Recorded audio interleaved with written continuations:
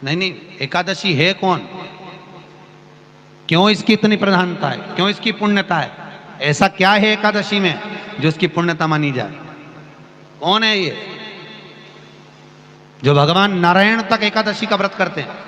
सुभद्रा जी को भगवान जगन्नाथ ने, जगदीश ने एकादशी का व्रत कराया था। बद्रीनारायण भगवान को माता लक्ष्मी ने एकादशी का व्रत कराया था। क्यों?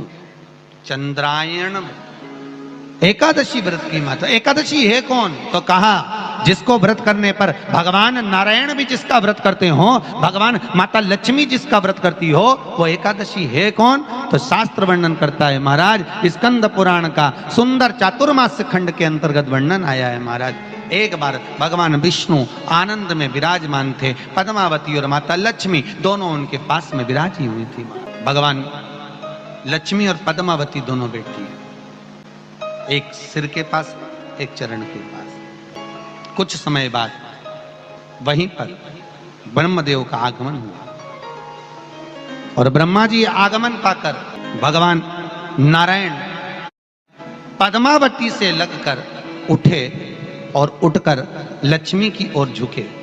झुकने पर इन तीनों के समागम से भगवान नारायण के हृदय चित्त से एक कन्या प्रकट हो गई। उस कन्या का नाम एका था। क्या नाम था? एका।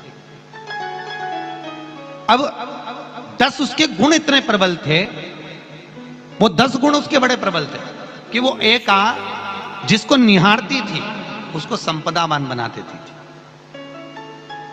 जिसको देख लेती थी उसके जीवन में वो आनंद की अनुभूतियां करा देती थी। एका जिस मार्ग से जाती थी उस मार्ग के द्वार खोल देती थी। एका का पुण्य इतना पुण्य प्रखर। पद्मावती और लक्ष्मी ने कहा महाराज ये बेटी आपके द्वारा निर्मित हुई है, इसका कन्यादान करना चाहिए। हमारे यहाँ हिंदू धर्म में रीति है, जिस दिन कन्यादान करा जाता है उस दिन व्रत रखा जाता है।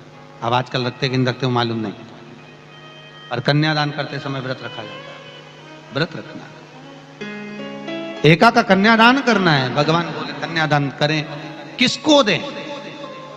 एका किसको दी जाए? एका प्रदान किसको करी जाए? पुण्यता किसको दी जाए?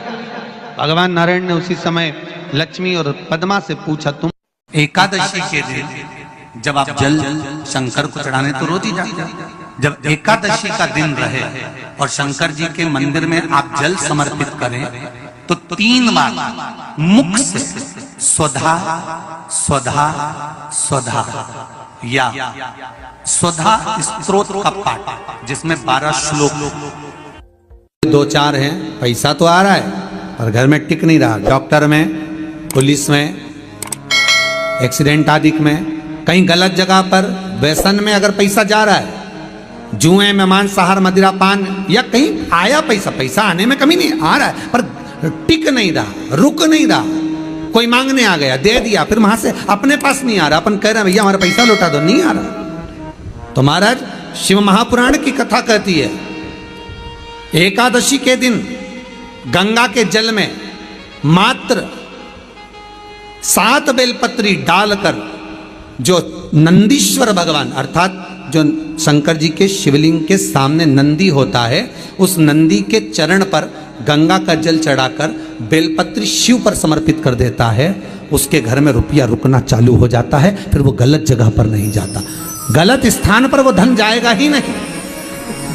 तूने समझा, मांग तुझे क्या चाहिए।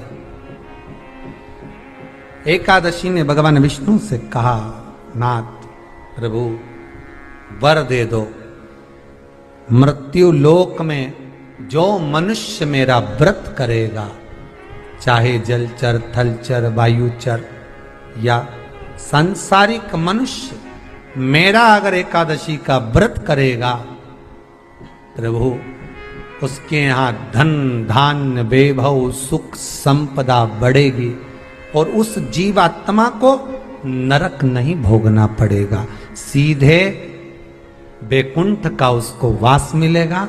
जब जीव आत्मा को लेकर चला जाएगा, यम के दूत जब बंदी बनाकर ले जा रहे होंगे उस जीवात्मा को, जिसके प्राण छूटे होंगे, यम के दूत जब बंदी बनाकर ले जा रहे होंगे, तब मुझे वर दो कि मैं इसका हाथ पकड़कर बेतरनी से पार उतार कर सारे नरकों से निकालती हुई आपके धाम में लेकर आऊं।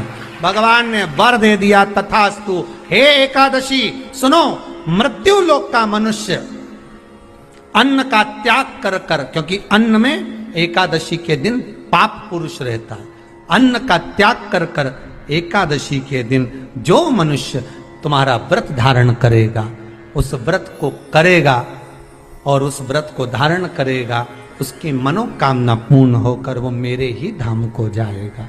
ये तो हुआ एकादशी के जन्म की कथा।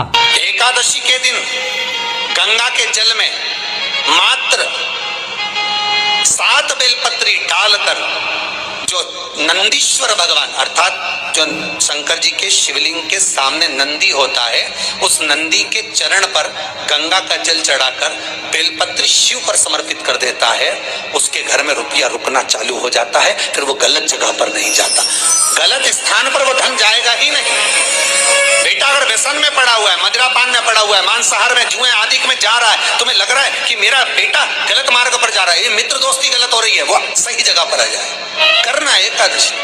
कई लोग इसको धन के लिए भी करते हैं, संपदा के लिए। संपदा के लिए अर्थात जिसका व्यापार नहीं चलता, जिसके घर में पैसा नहीं आता, या नौकरी नहीं लग रही, या सर्विस नहीं लग रही, आप अप्लाई कर रहे हो, जगह जगह जाकर इंटरव्यू भी दे रहे हो और पैसा नहीं आता, तो उसके लिए भी प्रयास किया जाता है। पर उसके लिए यहाँ पर जो धन के लिए करते हैं, उसके लिए विष्णुपदी के लिए करते हैं। मतलब जैसे गंगा के जल में तुलसी के 11 पत्ते डाले जाते हैं और उसको किसी भी नारायण के मंदिर में राम कृष्ण शिव शंकर नहीं, राम कृष्ण भगवान विष्णु दत्त आदि जितने नारायण के मंदिर हैं, उस मंदिर में किसी भी पात्र में, एक छोटे से पात्र में उसको भरकर रखी आते हैं महाराज। उससे भी जॉब सर्विस नौकरी में सफलता प्राप्त हो जाती है। परंतु वो भी एकादशी को ही होता है। कुछ देर तक पात्र को रखा जाता है, फिर वही पात्र का जल किसी भी वृक्ष के नीचे डाल दिया जाता है, उससे भी नौकरी के लिए फायदा मिलता है। गंगा का जल कोई साधारण नहीं।